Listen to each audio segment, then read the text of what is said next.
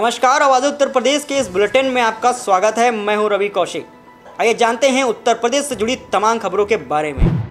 UP के पूर्व मुख्यमंत्री अखिलेश यादव ने जहां एक तरफ सरकार से संजीत यादव को 50 लाख रुपए देने की मांग की है, तो वहीं सबसे पहले सपा प्रदेश अध्यक्ष नरेश उत्तम संजीत यादव के घर पहुंचे और कानपुर स्थित पीड़ित के परिवार के पास पहुंचने के बाद उन्होंने वहां 5 लाख रुपए का चेक भी दिया और परिवार के साथ हमेशा साथ खड़े रहने की बात भी कही। कानपुर किडनैपिंग के बाद हत्याकांड मामले को लेकर पूर्व मुख्यमंत्री अखिलेश यादव ने जहां एक तरफ सरकार से संजीत यादव को 50 लाख रुपए देने की बात कही, तो वहीं सबसे आगे अखिलेश यादव आए। उन्होंने पीड़ित परिवार को 5 लाख रुपए का चेक भिजवाया और इसके साथ ही अध्यक्ष नरेश उत्तम संजीत यादव के घर पहुंचे और पीड़ित के साथ खड़े रहने की बात भी कही।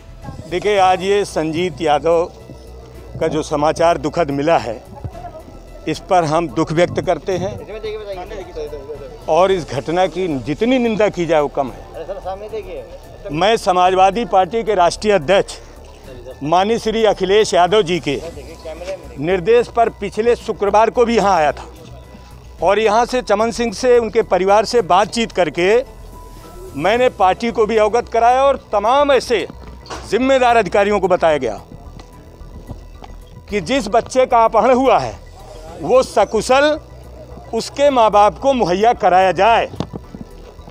लेकिन उत्तर प्रदेश के अंदर इतनी निरंकुश सरकार है,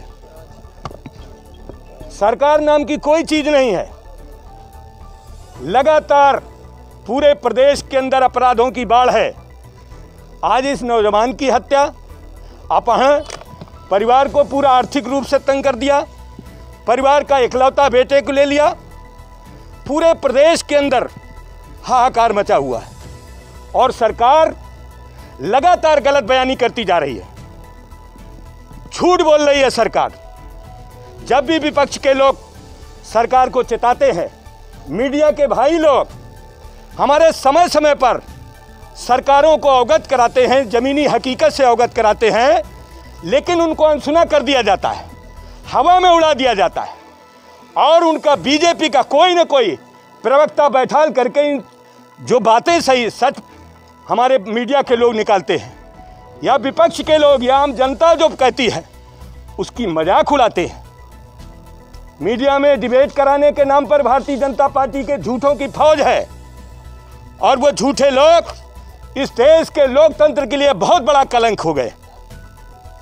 ऐसे निरंकुश लोगों से क्या उम्मीद की जाए।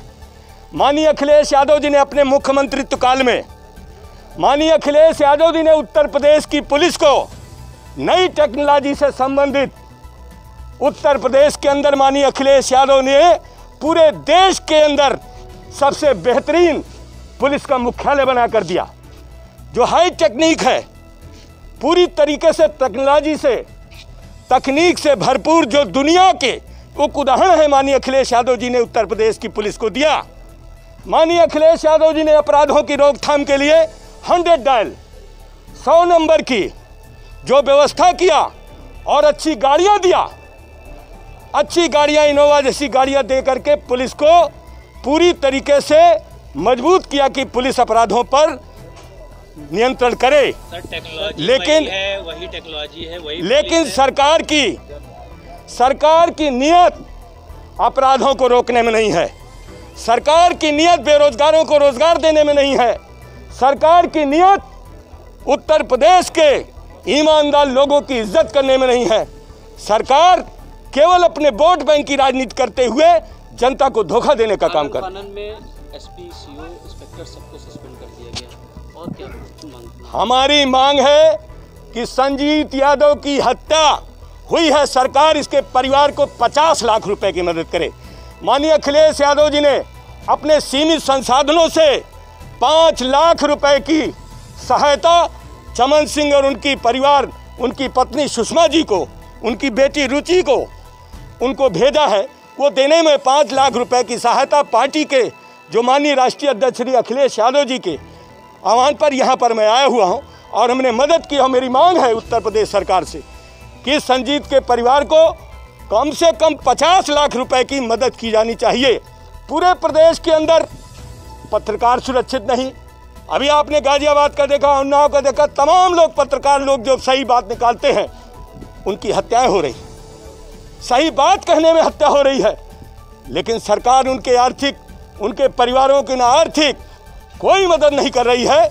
हमारी मांग है कि उत्तर प्रदेश में बढ़ते हुए अपराध को रोकने के लिए सरकार को बर्खास्त किया जाए और इस प्रदेश के अंदर कानून का राज बनाने के लिए हम सबको मिल करके ऐसी सरकार बनावे जिससे कानून की रक्षा हो सके और आम आदमी का जीवन अच्छा बन सके। यूपी के बेसिक शिक्षा मंत्री एवं इटावा के विधायक डॉक्टर सतीश द्विवेदी ने इटावा क्षेत्र के गागापुर, बेतनार व असनहरा में हो रहे बाढ़ रोकथाम के कार्यों का निरीक्षण किया। निरीक्षण के दौरान जिला अधिकारी दीपक मीणा सहित तमाम अधिकारी भी वहां मौजूद रहे। निरीक्षण के दौरान उन्होंने कहा कि हमारे कुछ क्षेत्र ऐसे हैं, उत्तरी छोर राप्ती के किनारे, भवनापुर ब्लॉक के राप्ती के किनारे हर साल बाढ़ की संभावनाएं बनी रहती हैं। कई साल पहले भोजपुर और शाहपुर बांध बना था। बांध में 16 जगह गैप रह गया था, जिसके कारण जैसे ही नदी का जल स्तर बढ़ता है बाढ़ का खतरा भी बढ़ जाता है, जिसके स्थायी समाधान के लिए सिंचाई विभाग की ओर से बांध के गैपों को भरने के लिए उत्तर प्रदेश की स्टीयरिंग कमेटी ने पास कर दिया है। केंद्रीय जल आयोग के पास गया है। प्रयास किया जा रहा है कि जल्द ही इन गैपों को भर दिया जाएगा, जिससे बाढ़ की समस्या से निजात मिल सके। खबर सिद्धार्थनगर जिले से है, जहां पुलिस ने वाहन चेकिंग के दौरान एक हिस्ट्री सीटर को गिरफ्तार कर लिया। ये हिस्ट्री सीटर स्कूटी पर सवार था और वाहन चेकिंग होते देख गाड़ी मोड़कर तेजी से भागने लगा, तभी पुलिस ने उसे पकड़ लिया। सिद्धार्थनगर जिले के खेसराहा थाना क्षेत्र के पचमोहनी तिराहे से पुलिस ने वाहन चेकिंग के दौरान एक हिस्ट्री सीटर को गिरफ्तार करने में सफलता पाई है। बीती रात खेसराहा थाना प्रभारी प्रदीप कुमार सिंह पुलिस टीम के साथ वाहन चेकिंग कर रहे थे, तभी एक स्कूटी सवार वाहन चेकिंग होते देख गाड़ी मोड़कर तेजी से भागने लगा। पुलिस टीम ने पीछा कर इस युवक को पकड़ा और तलाशी ली तो एक चोरी की लाइसेंसी पिस्टल, कारतूस, चोरी की स्कूटी बरामद हुई। इस हिस्ट्री सीटर से पूछताछ में केवल लखनऊ में 1 दर्जन से अधिक मामलों के बारे में जानकारी मिली है। अब पुलिस आसपास के जिलों में भी इस अपराधी के खिलाफ दर्ज मुकदमों की जांच कर रही है। पकड़ा गया हिस्ट्री सीटर अमरजीत सिंह खेसराहा थाना क्षेत्र के कलनाखोर का रहने वाला है। इसके खिलाफ लखनऊ में 1 दर्जन से ज़्यादा मामले दर्ज हैं। अब अन्य जिलों में भी इसके खिलाफ दर्ज मुकदमों की जांच की जा रही है। इसे गिरफ्तार करने वाली टीम को 5,000 रुपये से पुलिस अधीक्षक ने पुरस्कृत किया है। कोरोना संक्रमण की रोकथाम के लिए शासन और प्रशासन कोई कसर नहीं छोड़ रहे हैं, तो वहीं दूसरी तरफ जिला ललितपुर से स्वास्थ्य विभाग की बड़ी लापरवाही देखने को मिली है, जहां एम्बुलेंस चालक खुले में ही PPE किट को फेंक देते हैं, जिससे संक्रमण का खतरा बनता है और ग्रामीणों में इससे दहशत भी बनी हुई है।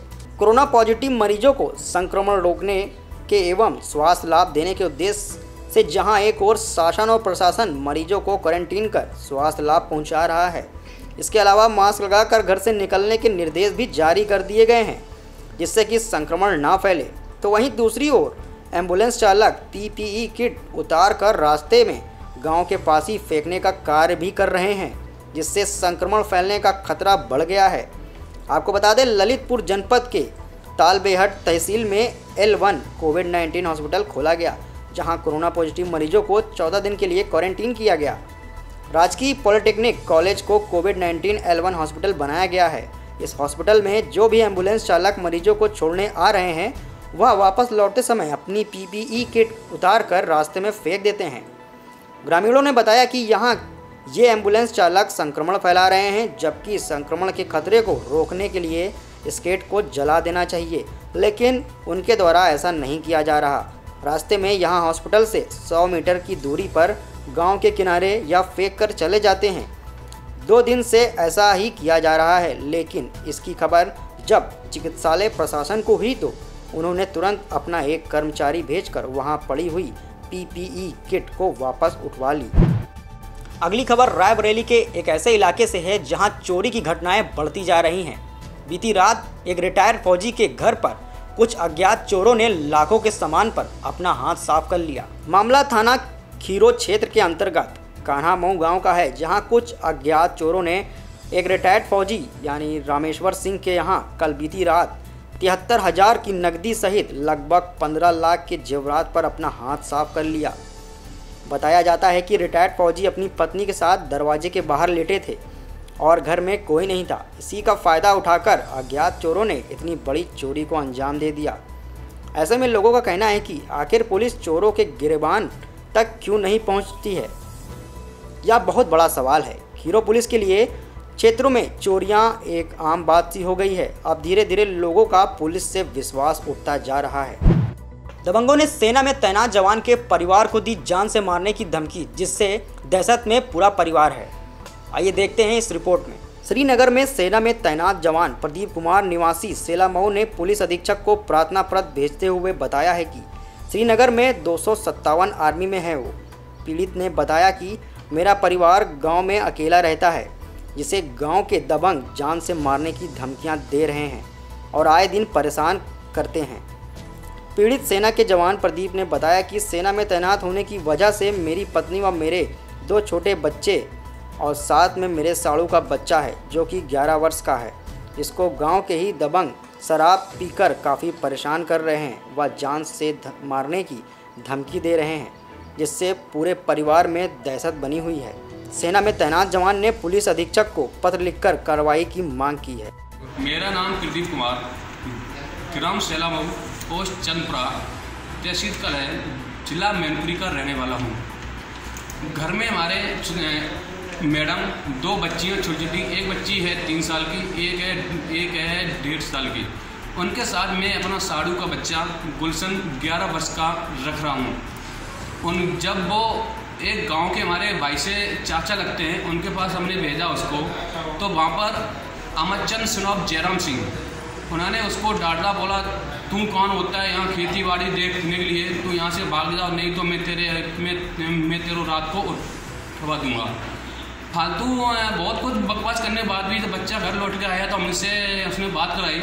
मैंने बात की तो उल्टा सीधा करने लगे। और इनका पुत्र है रवि कुमार सनॉफ अमरचंद। उसने बोला तू छोटी छोटी बातें घर पे जाके क्यों बताता है, तो उसने बोला मेरे को बताया है इसलिए मैं घर में बताता हूँ। तो रवि बोला है तू जहाँ तो बताना हो तहाँ तू बता दे, अगर तू जाना करेगा तेरे को मार पीट के यहाँ से मैं घर से भगा दूंगा।